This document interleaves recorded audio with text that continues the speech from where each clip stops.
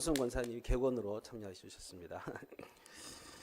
예, 오늘 또 특송 감사드리고 또 오늘 찬양팀도 감사드립니다. 우리 전도사님이 기타까지 치시면서 이렇게 젊은 엔진이 이렇게 함께 하시니까 교회가 더 힘이 나고 더 동력이 생기는 것 같습니다.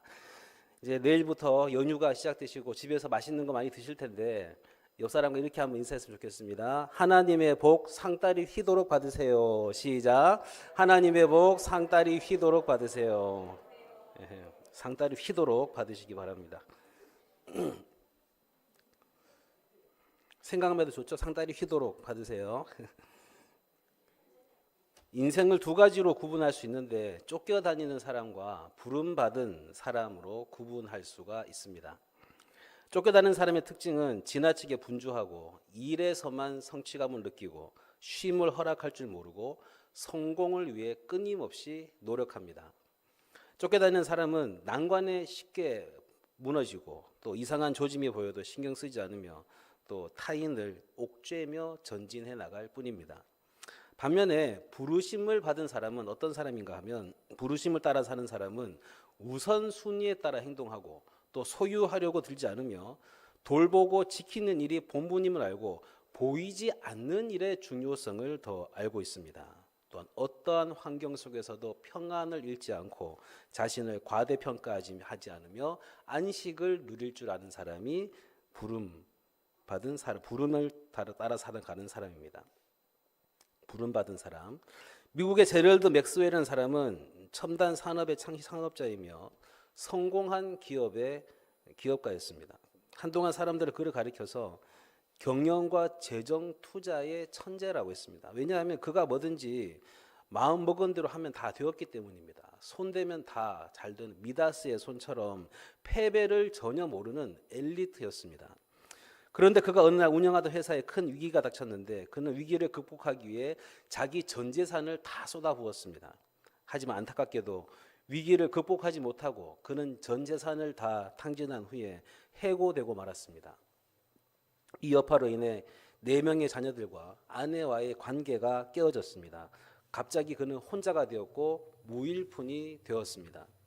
모든 것이 허물어졌을 때 그는 수치감에 떨면서 이렇게 말했습니다. 하나님, 차라리 날 데려가십시오 하며 삶을 포기했습니다. 어렵게 성경에 놓고는 쉽게 무너지고 만 것입니다. 성도 여러분, 사람이 살다 보면 힘든 일도 있고 공든 탑이 무너질 때도 있습니다. 그때 다시 일어설 기회가 있겠지 하면서 마음을 가다듬고 느긋하게 때를 기다릴 수 있다면 얼마나 좋을까요? 그런데 그때 하늘이 무너지듯이 절망하는 사람이 있습니다. 모든 것을 포기한 듯이 행동하는 사람들을 보게 됩니다. 제럴드 맥스웰이 그랬습니다. 그가 왜 그런 태도를 보였을까요? 실패에 대해서 대비하지 않았기 때문입니다. 성공만 생각했지 패배에 대한 대비가 전혀 없었기 때문입니다. 그가 만약에 경우를 대비했더라면 충격은 최소화할 수 있었을 것입니다. 다시 재기할 수 있는 힘도 얻을 수 있었을 것입니다.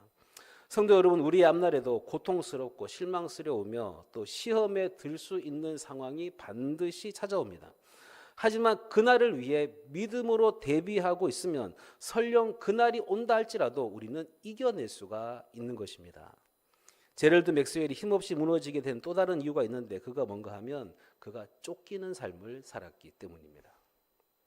쫓기는 삶은 매사에 불안합니다. 잠자는데 매사 누가 쫓아온다고 생각하면 얼마나 불안하겠습니까? 잠을 잘 수 있겠습니까? 쫓기는 것은 결코 유쾌하지가 않습니다. 그런데 사람들은 쫓기며 살고 있습니다. 일에 쫓기고 물질에 쫓기고 시간에 쫓기고 목표에 쫓기고 있습니다. 이렇게 쫓길 때 사람들은 불안하게 되는 것입니다. 제가 청년부 사역할 때 만난 한 청년은 지방에서 올라온 청년인데 서울대학교를 합격했어요. 공부를 잘해서. 자기 친척이 있는 교회를 오다 보니까 이제 주일에는 제가 사역하고 있는 그 교회로 오게 됐습니다. 그런데 이 청년이 몇 주 정도 청년부에 나오더니 1학년인데 자기는 서울대학교 안에 있는 교회를 다니겠다는 겁니다. 왜 그러냐 했더니 주일에도 가서 공부해야 되기 때문에 여기까지 오는 시간, 용인까지 오는 시간이 아깝다는 거예요. 그래서 대학교 안에 있는 교회에 가서 예배드리고 그 학교 도서관에 가서 주일날도 공부하겠다는 것입니다. 아주 효율적인 생각입니다. 마음이 공부에 늘 쫓기니까 예배 시간조차도 아까운 것입니다. 그래서 신령과 진정으로 예배 드리는 것도 하나님께 헌신하는 것도 꿈도 못 꿉니다. 이렇게 쫓기는 사람은 목표 성취 외에는 관심이 없습니다. 그래서 사람답게 사는 것과 하나님의 자녀답게 사는 것을 전혀 모르게 되는 것입니다. 성도 여러분, 좀 천천히 가십시오. 주변에 뭐가 있나 살펴도 보고 소중한 것에 대해서 감사를 표현해 보십시오. 하나님께서 기뻐하시는 일에 관심을 가지면서 사시기를 바랍니다. 주님은 마태복음 6장 33절에서 이렇게 말씀하셨습니다. 너희는 먼저 그의 나라와 그의 의를 구하라. 그리하면 이 모든 것을 너희에게 더하시리라. 쫓기는 사람은 자신을 과신하는 데 관심이 많습니다. 겉으로 드러난 직위, 자신의 사회적 지위와 신분에 민감하고 이 일을 하는데 과연 누가 나를 더 많이 알아줄까 하는 생각을 하게 됩니다. 사람은 겉보다는 속이 꽉 찬 모습이 더 중요합니다. 왜냐하면 속이 깊어야 모든 면에서 삶이 안정되어 있기 때문입니다. 내면을 아름답게 만들지 못한 채 외형적인 것에만 관심을 쏟으면 속이 비어 있게 되고 한순간에 쾅 하고 무너져 내릴 수가 있습니다. 쫓기는 삶이 이렇게 될 수 있다는 것입니다. 또 쫓기는 사람은 외적인 것에 관심을 갖습니다. 남들에게 부러움을 사는 것과 경쟁하는 일에 관심을 갖습니다. 인격적인 것, 눈에 보이지 않지만 가치 있는 것, 사랑과 진실과 충성 같은 것에는 무관심합니다. 그래서 쫓기는 사람에게는 인격적인 성숙을 기대하기가 어렵습니다. 목표 성취 때문에 늘 불안해서 스트레스를 받고 심하면 그 스트레스 때문에 생명까지도 잃게 됩니다. 이렇게 외형적인 것만 쫓는 것은 바람직한 삶의 모습이 아닙니다. 또 쫓기는 사람은 절대되지 않는 팽창욕에 사로잡힙니다. 자신이 하고 있는 일이 점점 커지기를 원합니다. 하지만 지금까지 이루어 놓은 성취했던 것에 늘 기뻐할 만큼의 여유가 없습니다. 그리고 반대에 부딪히면 언제든지 분노합니다. 왜냐하면 반대 의견을 수렴할 만한 여유가 없기 때문에 그렇습니다.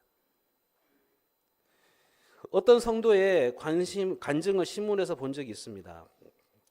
이분이 사업이 참 잘 돼서 돈을 많이 벌었습니다. 그런데 사업이 잘 되는데도 잘 되었는데도 헌금 생활을 제대로 안 했습니다. 왜냐하면 버는 돈을 사업에 다 쏟아부었기 때문입니다. 사업을 빨리 일으키고 싶은 욕심 때문에 하나님께는 전혀 드리지 못했습니다. 사업이 잘 되면 그때 왕창 드릴게요. 그러면서 하나도 못 드렸습니다. 그러다가 이분의 사업이 어느 날 자기의 의지와 다르게 부도가 났습니다. 자신이 살던 집까지 넘어갔습니다. 그래서 도망다니면서 하루는 교회 다니는 친구한테 전화해서 이렇게 말했습니다. 이렇게 돈 한 푼 건질 수 없게 될 줄 알았더라면 교회에 헌금이나 실컷 할 것을. 욕심을 채우느라 하나님의 자녀로서의 삶도, 하나님의 자녀의 역할도, 성도의 의무도 제대로 하지 못했습니다. 그것이 후회가 될 뿐입니다. 그러므로 성도 여러분, 느긋하게 마음 먹으십시오. 하나님이 한번 거두어 가시면 아무것도 남지 않습니다. 있을 때 최선을 다하시기 바랍니다. 이것이 바로 하나님의 뜻입니다. 오늘 임직자 교육할 때 나왔잖아요. 즉시 순종하고 즉시 봉사하라고. 미루면 안 된다는 것입니다. 모든 것이 때가 있기 때문에 하나님께서 나를 지금 세우시고 부르시는 것입니다.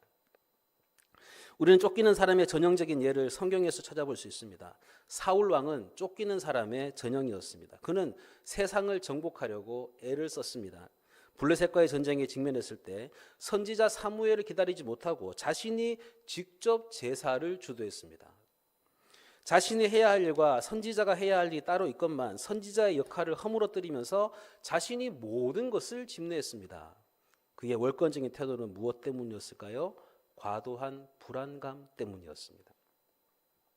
그가 불안했던 이유는 전쟁을 이기는 것과 왕권을 유지하는 것이 자기 손에 달려 있다고 생각했기 때문입니다. 그래서 전쟁에 민감했고 죄 없는 다윗을 죽이려는 데에 민감했습니다. 다시 말해서 사울은 내가 아니면 안 된다는 생각을 버리지 못했던 것입니다. 쫓기는 마음이 늘 있었던 것입니다. 하나님께서 전쟁을 이기게 하실 것이다. 하나님께서 왕권을 지켜주실 것이다. 하나님께서 내 앞길을 책임져 주실 것이다. 이런 믿음이 그에게는 없었습니다. 결국 그의 쫓기는 태도가 그의 왕권을 무너뜨렸고 그의 생명도 단축시켰습니다. 사울은 왕으로서의 인생을 즐길 줄 몰랐고 왕권을 누릴 줄도 몰랐습니다. 여기에 쫓기는 사람의 안타까움이 있습니다. 반면에 오늘 본문에 나오는 세례 요한은 쫓기는 인생이 아니라 부름받은 인생이라고 말할 수가 있습니다. 세례 요한은 어떤 사람일까요? 그는 태어날 때부터 많은 사람에게 큰 기쁨을 주었습니다. 요한이라는 이름은 여호와는 은혜로우시다라는 뜻인데 경건한 부모에게 내려진 하나님의 축복의 아들이었습니다. 또 그는 주 앞에서 큰 자였습니다. 요한은 이스라엘 백성들을 그들의 하나님께로 많이 돌아오게 할 사람이었습니다. 그리고 요한은 모태로부터 성령 충만한 사람이었습니다. 나시린이 된 그는 구별되게 살며 성령 충만한 삶을 살았습니다. 또한 엘리야의 심령과 능력으로 사역했습니다. 1세기 당시 유대 사회에는 말라기 이후 동안 400년 동안 하나님의 말씀을 외치는 선지자가 없었습니다. 그래서 하나님의 말씀이 없었던 이 400년 기간을 암흑의 시대, 암흑기라고 불렀습니다. 그래서 말라기 선지자는 장차 엘리야가 먼저 와서 아버지의 마음을 자녀에게, 자녀의 마음을 아버지에게 돌리게 될 것을 예언했습니다. 그런데 어느 날부터 혜성처럼 광야에 나타나서 하나님의 말씀을 외치는 사람이 있었습니다. 한 사람도 아닌 두 사람이 광야에서 하나님의 말씀을 외쳤습니다. 먼저 신약의 엘리야라고 하는 세례 요한이 광야에서 외쳤습니다. 회개하라, 하나님 나라가 가까이 왔느니라 라고 외쳤습니다. 그는 광야에 외치는 소리였습니다. 제사장 가문에서 태어나서 교육도 많이 받았기 때문에 얼마든지 성전에서 편안하게 봉사할 수 있었습니다. 그는 거친 광야에서 하지만 살면서 원색적이면서도 본질적인 메시지를 외쳤는데 회개와 심판의 메시지를 외쳤습니다.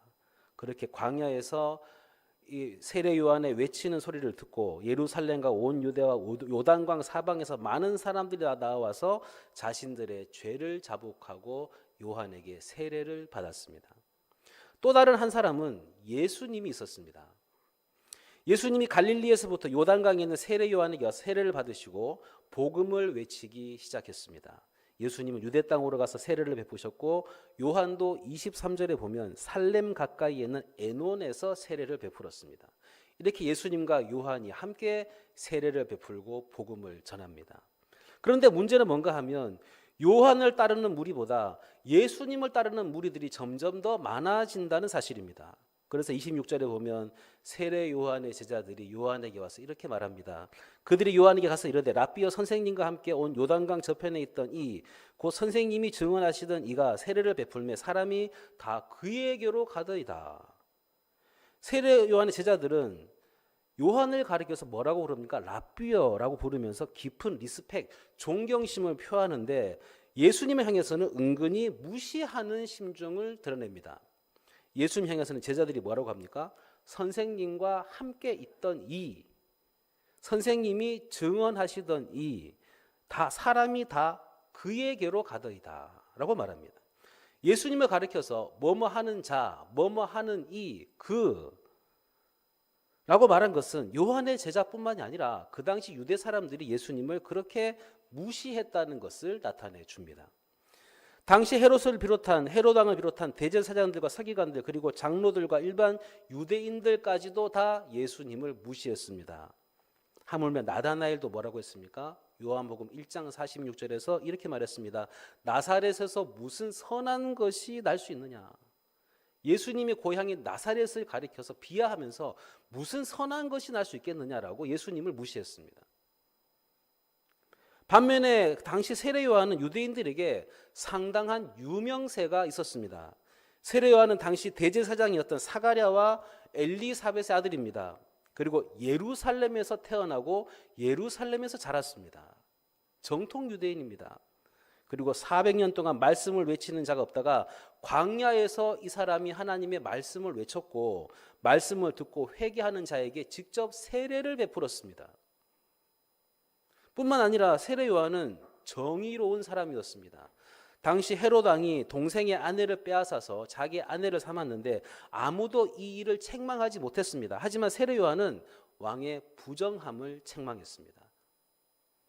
그래서 헤롯은 세례 요한을 죽이려고 했지만 백성들이 두려워서 감히 죽이지를 못하고 감옥에만 가두어 두는 것입니다. 이것만 보더라도 그 당시 사람들이 세례 요한을 얼마나 존경했는가를 알 수가 있습니다. 그런데 문제는 뭔가 하면 예수님을 따르는 무리가 이 세례 요한을 따르는 무리보다 더 많아지고 있다는 사실입니다. 예수님의 공생의 사역이 시작되자 요한에게 행했던 세상의 관심이 이제 예수님께로 관심이 옮겨지고 있습니다. 하물며 요한의 제자였던 두 사람도 이미 예수님의 제자가 됐습니다. 그 두 사람 중에 한 사람은 시몬 베드로의 형제 안드레였고, 또 다른 한 사람은 이름은 밝히지 않지만 오늘 요한복음을 기록하고 있는 사도 요한입니다. 요한에게 세례를 받았던 많은 그의 제자들이 예수님에게로 가고 있습니다. 세례 요한은 자신이 복음 증거 막바지에 이르렀을 때 죽음의 위협을 느끼게 됐습니다. 게다가 자기를 따르던 제자들은 예수님에게로 관심이 쏠렸습니다. 이럴 때 쫓기는 사람 같으면 어떤 반응을 보일까요? 이제 내 인생 끝났구나 하며 좌절했을 것입니다. 당장 처음 예수님을 원망하고 또 자신들을 떠났던 제자들에게 배신감을 느끼게 됐을 것입니다. 하지만 세례 요한은 절망하지도 않았고 원망하지도 않았습니다. 오히려 이렇게 말합니다. 27절을 보시기 바랍니다.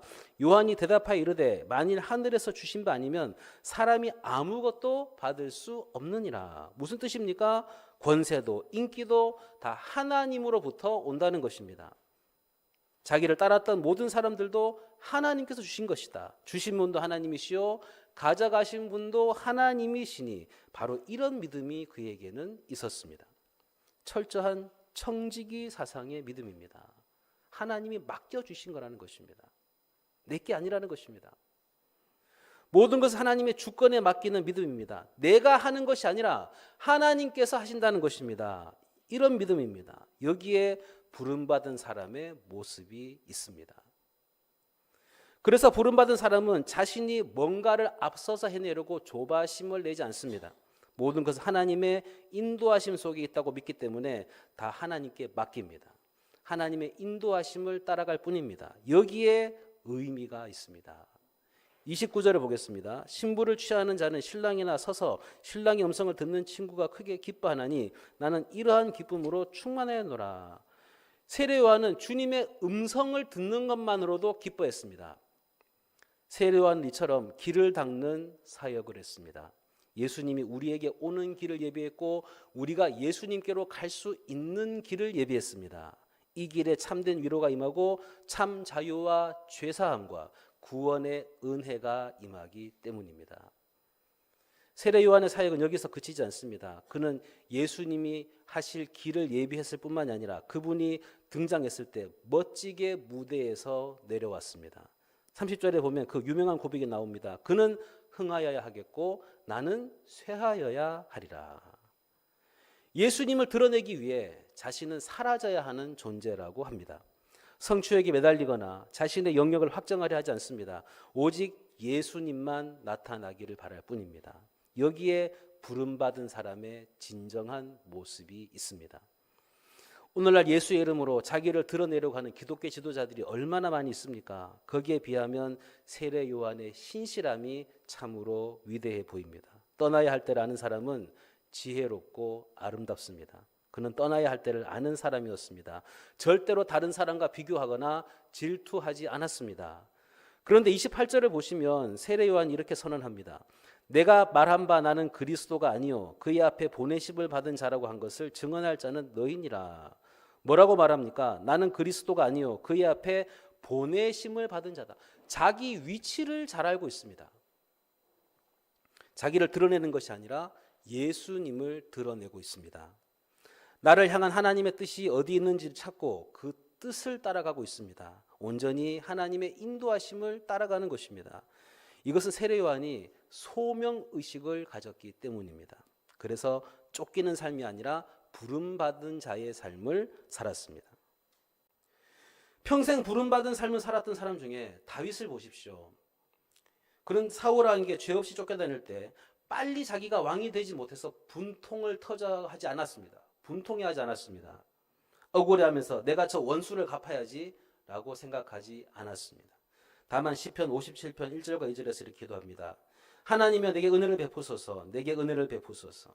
내 영혼이 죽기로 피하되 주의 날개 그늘 아래에서 이 재앙들이 지나가기까지 피하리라. 화면 한번 띄워주시죠. 내가 지존하신 하나님께 부르짖으며 곧 나를 위하여 모든 것을 이루시는 하나님께로다. 다윗은 환난 가운데서 오직 하나님의 인도하심을 받는 데에만 초점을 맞추었습니다. 절대로 하나님보다 앞서서 조급하게 행하지 않았습니다. 오직 하나님만이 자신을 인도해 주시기를 바랄 뿐이었습니다. 여기에 부름받은 사람의 절제된 모습이 있는 것입니다. 그러므로 성도 여러분, 힘들 때에도 잘 나갈 때에도 하나님의 주권을 인정하고 그분의 인도하심을 쫓아가는 성도들이 되시기를 간절히 바랍니다. 부름받은 사람은 모든 성취의 영광을 자기 자신이 받지 않습니다. 하나님께 돌릴 뿐입니다. 성취의 기쁨을 누리긴 해도 성취의 영광을 챙기지는 않습니다. 성취의 기쁨을 누리긴 해도 성취의 영광을 챙기지는 않습니다. 왜냐하면 성취하게 하신 분도 하나님이시고 도와주시고 능력 주시는 분도 하나님이신 것을 알기 때문입니다. 그렇게 세례 요한은 하나님 예수님께 영광 돌리는 것으로 기뻐했습니다. 쫓기는 사람은 사울왕처럼 팽창욕에 사로잡혀서 자신의 힘과 권세와 영향력을 극대화시키려고 합니다. 하지만 세례 요한처럼 부르심을 받은 사람은 섬김을 받으려 하지 않고 하나님과 사람을 섬김으로써 기쁨을 얻습니다. 남이 잘 되는 것에 박수를 치고 함께 기뻐해 줍니다. 모든 영광과 존귀를 받으시기에 합당하신 예수님 보십시오. 예수님은 만물의 주인이십니다. 예수님은 만물을 창조하신 창조주십니다. 그런데도 주인처럼 군림하지 않으십니다. 오히려 낮고 연약한 인생들 속으로 오셔서 사랑으로 품으시고 의기소침한 인생들을 도와주십니다. 그리고 마침내 자신을 희생제물로 바치셨습니다. 그래서 예수님은 마태복음 20장 28절에서 이렇게 말씀하셨습니다. 내가 온 것은 섬김을 받으려 함이 아니라 도리어 섬기려 하고 자기 목숨을 많은 사람들의 위하여 대속물로 주려 함이라. 부름받은 사람은 자기 자신을 기쁘게 하지 않습니다. 다만 하나님을 기쁘게 합니다. 부름받은 사람은 남을 지배하려 하지 않습니다. 남을 섬기려고 합니다. 여기에 부름받은 자의 삶에 진실함이 있습니다. 부름받은 사람은 내면 성숙에 무엇보다 관심이 많습니다. 외적인 것보다도 내면적인 충실함에 가령 정직이라든지 진실이라든지 충성이라는 것에 가치를 부여합니다. 왜냐하면 이런 것들이 하나님을 기쁘시게 하는 것들인 것을 알기 때문입니다. 내면적인 것들, 진실과 또 정결과 충성하는 것, 이런 것들이 하나님을 기쁘시게 하는 거기 때문에 이런 내면적인 것에 목표를 두고 살아가게 됩니다.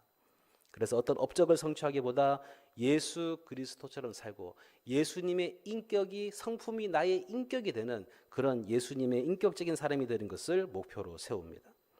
사도 바울도 부름받고 난 후부터 이런 내면적인 것들, 진실함과 정결함과 충성의 가치를 알았습니다. 그리고 그러한 것들을 실천했고 가르쳤습니다.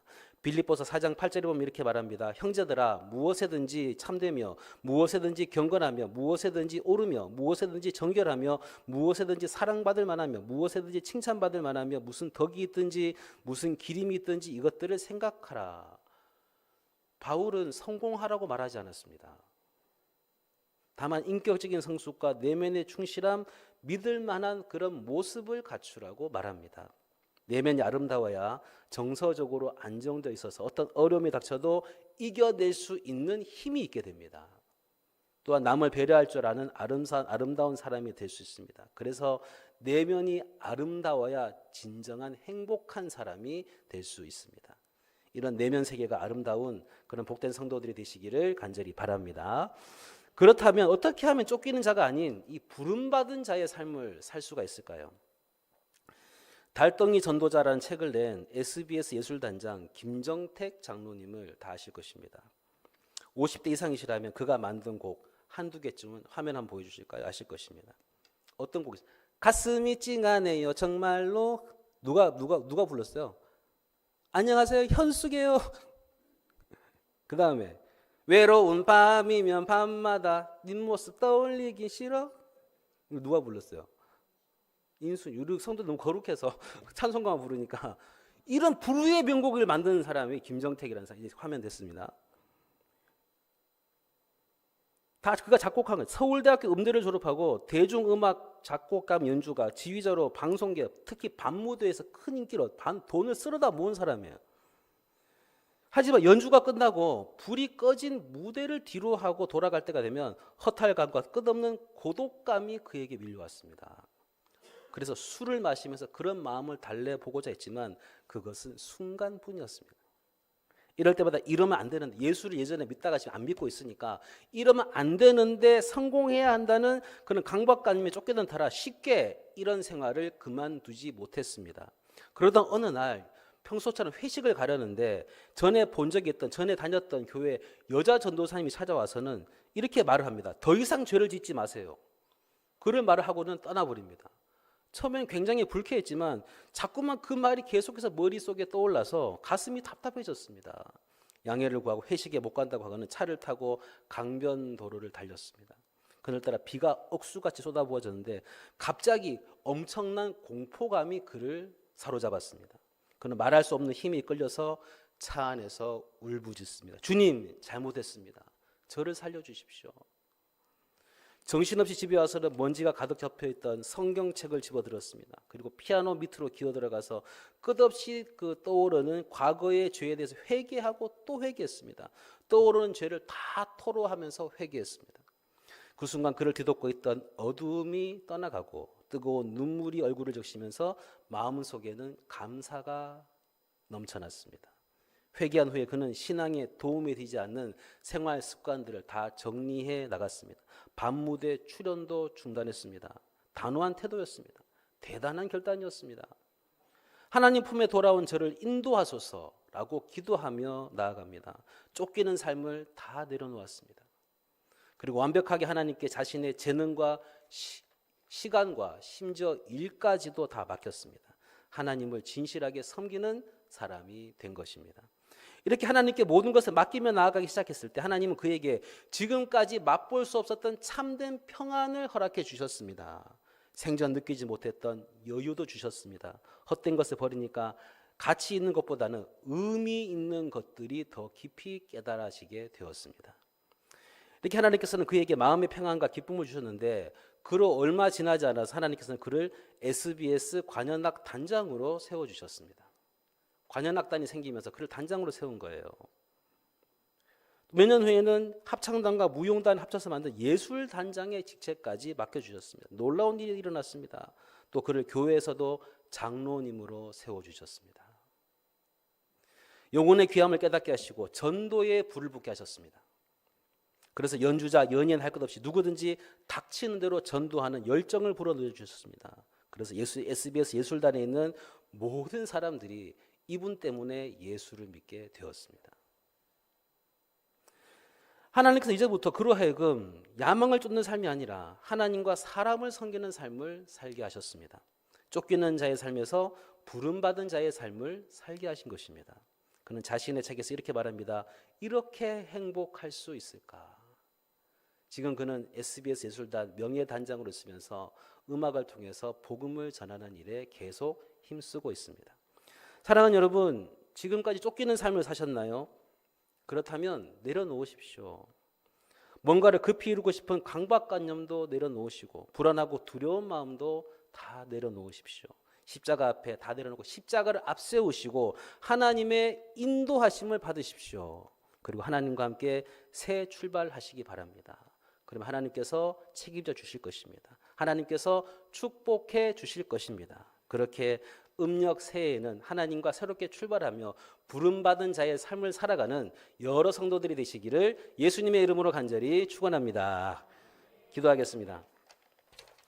하나님 아버지, 우리가 세상에서 살면서 쫓기는 인생이 아니라 부름받은 인생으로 살게 하여 주옵소서.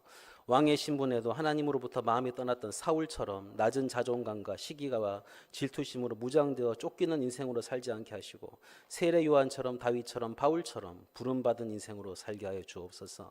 그리하여 음력 새해에는 세례 요한처럼 시기도 질투도 없는 기쁨이 충만한 성도로서 참된 행복을 누리며 살아갈 수 있도록 인도하옵소서.